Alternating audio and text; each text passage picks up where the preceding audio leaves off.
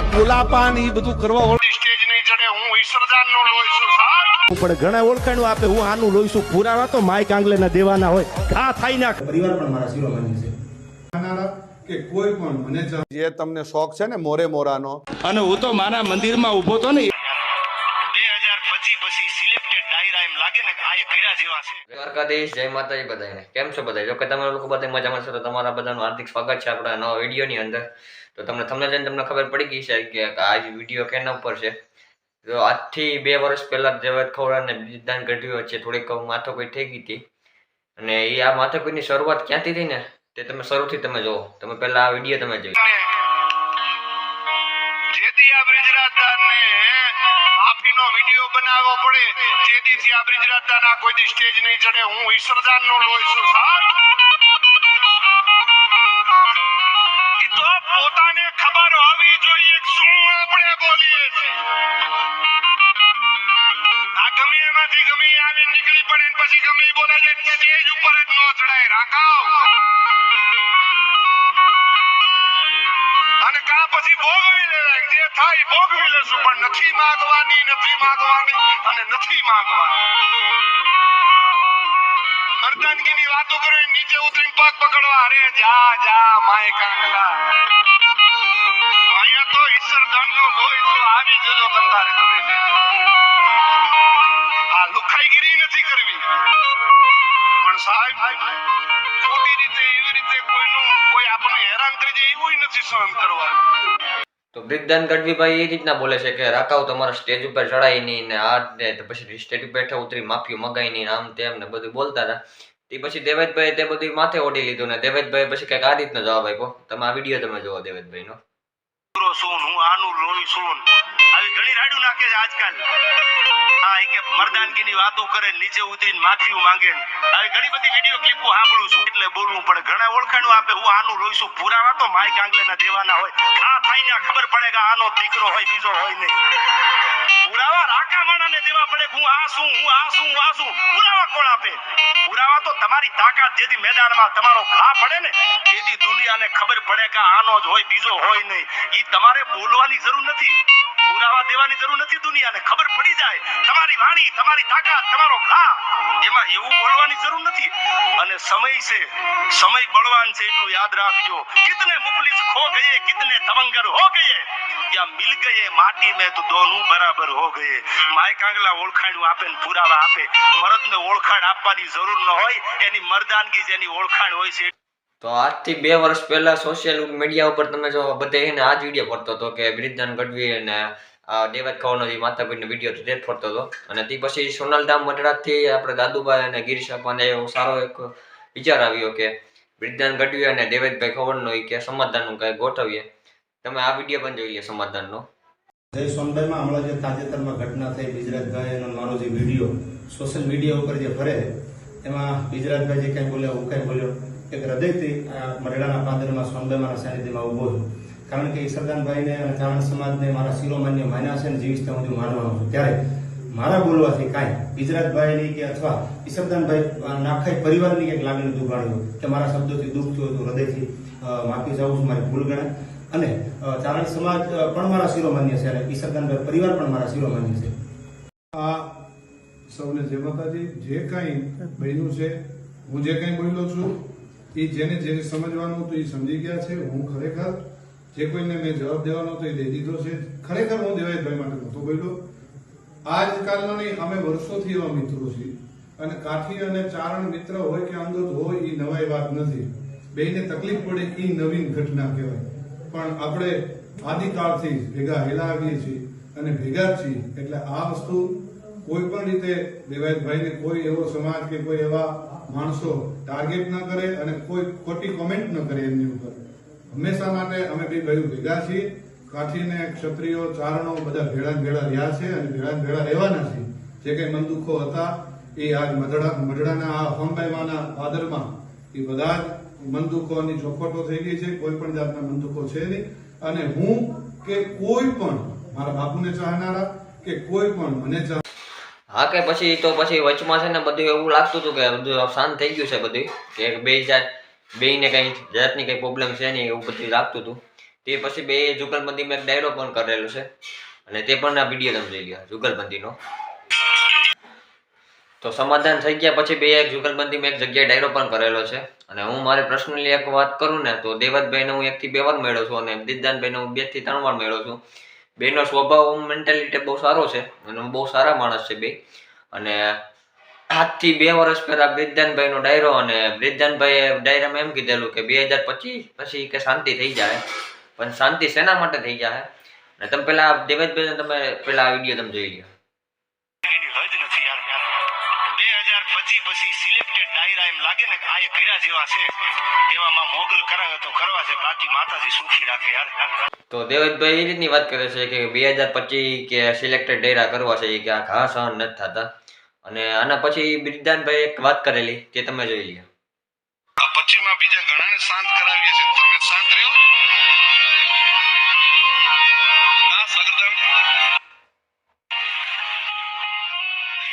સાગર કોટે ચડ્યો કે આ ભાઈ મને ક્યાં તમે લેતો આવો.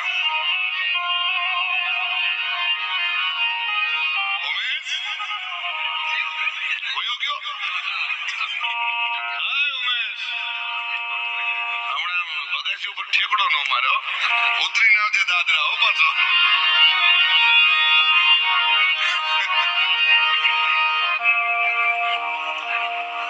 હા ઉમેશ, બરોબર ને? હાથ તો કરી દે વાંધો નહીં. બરોબર ને? આમ હમાય હરખો હાથ તો કર મર્દાનગીથી કરું છું હાથ. ભાઈ ઉમેશ બરોબર? તને મારી ઉપર વિશ્વાસ નથી? હા એમ.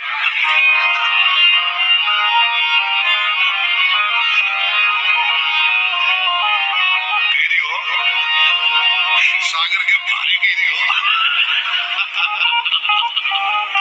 પેલા સાગર આ તારડી તારી ભેળું છે, મોજ કરને ભલા માણા. તો તેમાં બ્રિજદાનભાઈ આ ઉમેશનું કહે છે કે ઉમેશ ઊંચો હાથ કહે તો ઉમેશ ઊંચો હાથ પણ નહોતો કરતો, એમ દેવતભાઈનું કહેવું છે.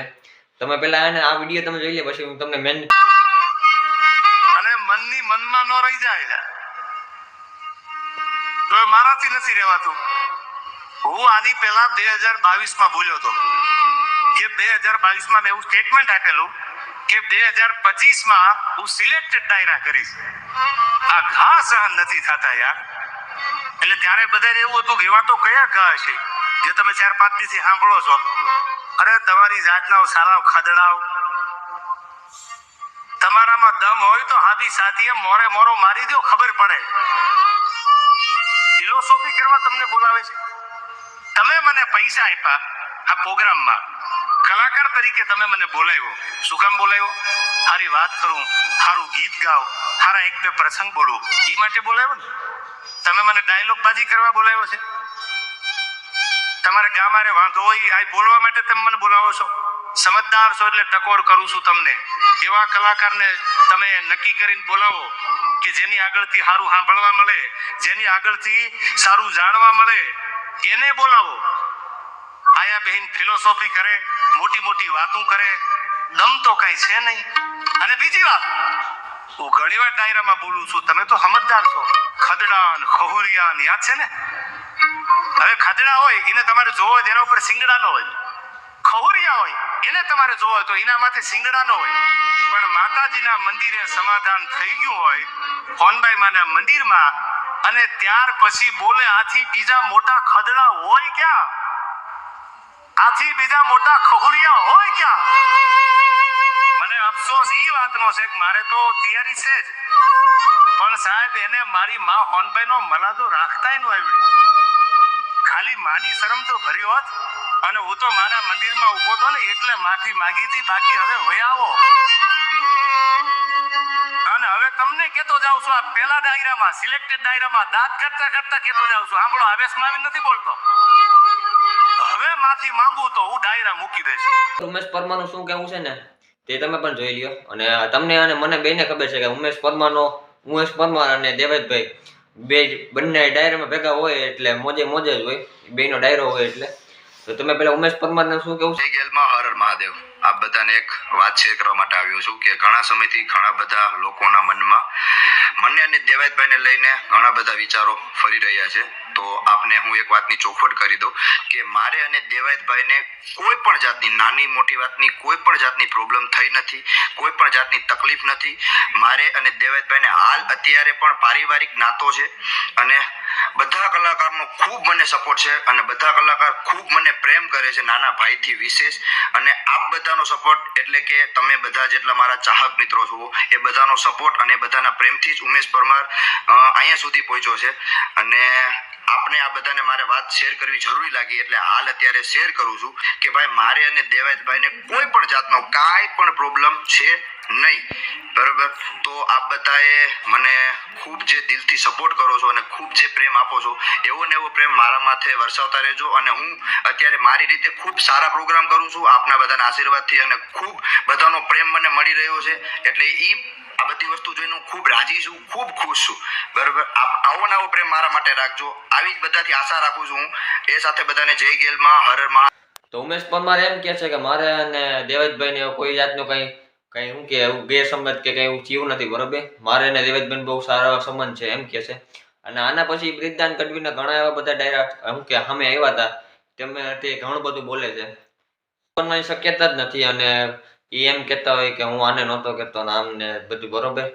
એક વિડીયોમાં એક ક્લિયરલી કહે છે કે હું આને દેવાય ખવરને જ કહું છું, બરોબર. એ તમે વિડીયો પણ જોઈ લ્યો.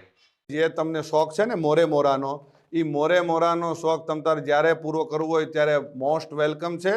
આવી જજો મોજથી, મનની મનમાં ન રહી જાય એનું ખાસ ધ્યાન રાખજો. અને જેને લાગુ પડે એને નહીં, હું આપ શ્રીને જ કહું છું. શું આ બ્રિજરાજદાન ઈશ્વરદાન ગઢવી આપ શ્રીને જ કહે છે, એટલે આ ખાસ વાતને યાદ રાખવી હો. અને જે ચાળો કરતા હોય ત્યાં કરવો. તો આમાં આ વખતે બ્રિજદાનભાઈ અને દેવતભાઈનું મોટા ભાઈએ જે થયું છે. હવે આમાં બે એમ કહી દીધું કે આમાં કે હું માફી નહીં માગું, દેવતભાઈ કે હું માફી નહીં માગું, બ્રિજદાનભાઈ કે હું માફી નહીં માગું. તો મારા મંદિરમાં ઊભો તો ને એટલે માફી માંગી હતી, બાકી હવે વયા આવો. અને હવે તમને કેતો જાઉં છું, આ પેલા દાયરામાં સિલેક્ટેડ દાયરામાં દાંત કરતા કરતા કેતો જાઉં છું, સાંભળો, આવેશમાં આવી નથી બોલતો. હવે માફી માંગુ તો હું ડાયરા મૂકી દઈશ. હવે તો એકે માફી માગે એમ તો બેમાં કંઈ છે નહીં. અને આ રીતનો કંઈક વિવાદ ઉભો થયો છે. હવે આમાં તમને કોનો વાક દેખાય છે ને તે મને જરીક નીચે કોમેન્ટ કરીને જણાવજો. આમાં ક્લિયરલી દેખાય છે કે એનો વાક છે, પણ આપણે કોઈનું નામ નથી લેવું. તમે મને નીચે કોમેન્ટ કરીને જણાવજો. અને જો એવું લાગશે તો કોમેન્ટમાં કે આ કેનો વાક છે કહું જોઈએ તો હું તમને વિડીયો અલગથી બનાવીશ કંઈક. તો મળીએ તમને બીજા નવા વિડીયો સાથે. ત્યાં સુધી બધાને જય માતાજી, જય મુરલીધર.